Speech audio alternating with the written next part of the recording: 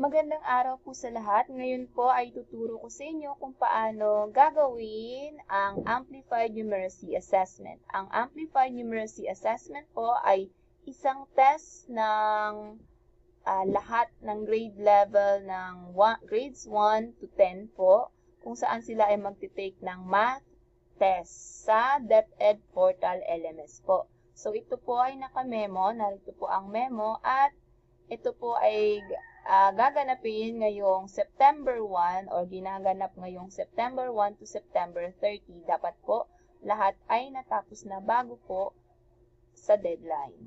So, isang beses lamang naman po ito iti-take ang test na ito. So, narito po ang paraan kung paano. Una po, sa inyong browser, mas mabuti na gumamit ng Google Chrome. Pumunta lamang po sa website na ncr1.lms.deped.gov.ph.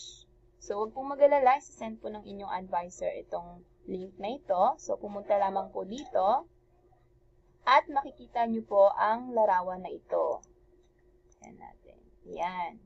So, pag nakita nyo na po ito, i-click lamang po ang sign in using DepEd Microsoft account. Ito po ay ang inyong email po or user email ay ibibigay po sa inyo ng advisor kasama po ang password. So, i-type lang po ang email. I-type lamang po ang email. Ang madalas po nating email ay yung ating LRN number. Tapos, tugtungan lamang po ng @ncr1.deped.gov.ph. Ilagay po yung password na ibinigay sa inyo ng guro. So, i-sign in lamang po ang inyong email na ibinigay ng guro at ang inyong password. Click sign in. Okay, kung sa inyo naman po yung browser, maaari nyo pong i-save sa inyong browser, maaari rin naman pong hindi. So, pag nandito na po, i-click lamang po ang next. Ayan. Kapag lumabas po ang don't lose access to your account, i-click lamang po ang cancel. Tapos, stay signed in, click yes. Medyo loading lang po, pero hintayin lang po natin na lumabas o mag-next page. Ayan, matapos po mag-loading o maghintay ng ilang segundo, lalabas na po ang pangalan ng bata. Ayan po, dito lalabas ang pangalan ng bata, ang kanyang pangalan. So, pag nakita na po ito, pumunta lamang po o i-click lamang ang site home. Ayan po. Ayan po, site home, tapos makikita po natin ang National Education Portal NCR. So, sa course categories po, hanapin natin ang Learning, ito po, Learning Assurance for Monitoring and Progress. At kung hindi naman po nakikita ito, i-click lang po natin siya. Then, i-click po natin ang school year 2022 to 2023. Then, i-click lang po natin muli ang Amplified Numeracy Assessment. Ayan. Pag nandito na po tayo sa screen na ganito, hanapin po natin ang ating lugar. Tayo po ay nasa Las Piñas City, Ana. Click lang po.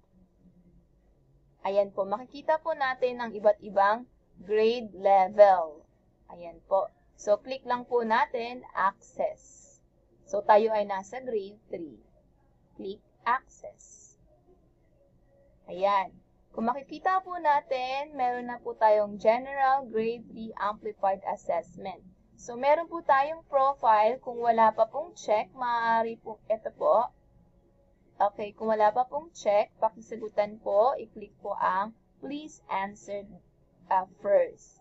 Ito po muna ang kailangang sagutan para i-take ang exam. Kung may check na rin naman po, ito ay natapos na ng inyong advisor. So, maraming salamat po sa advisor. Yun po ay enrolled na kayo. Ngayon naman po, kung may check na o natapos na sa profile, dito naman po tayo sa Grade 3 Numeracy Test. Ang test po ay 1 to 40 items at iti-take po siya isang beses lamang po. Meron po tayong 1 oras at kalahati para matapos ang exam. So, ang bata po, paki-assist lang po ang bata sa pag-take ng exam.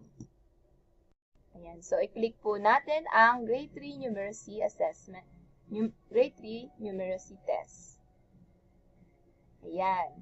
Narito po ang ilang paalala. Pakibasa na lamang po. At meron po kayong isang beses para sagutan. Isang beses lamang po na try para sagutan ito.